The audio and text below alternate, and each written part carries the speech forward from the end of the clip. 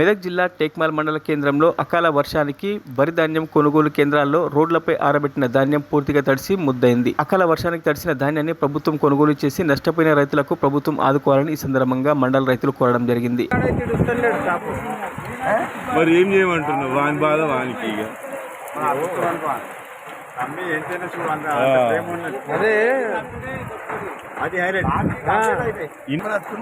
ఉండలే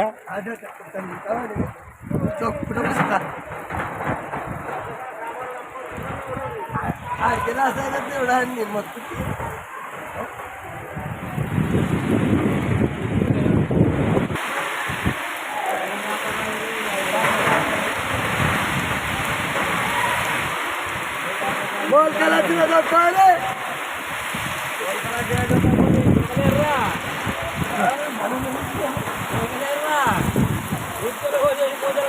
అనవసరంగా 20 రూపాయలు నడిచిపోయింది. ఈ ఆయన కుదర జంగును అట్లా మరిన్ని అప్డేట్స్ కోసం మా ఛానల్ని సబ్స్క్రైబ్ చేయండి.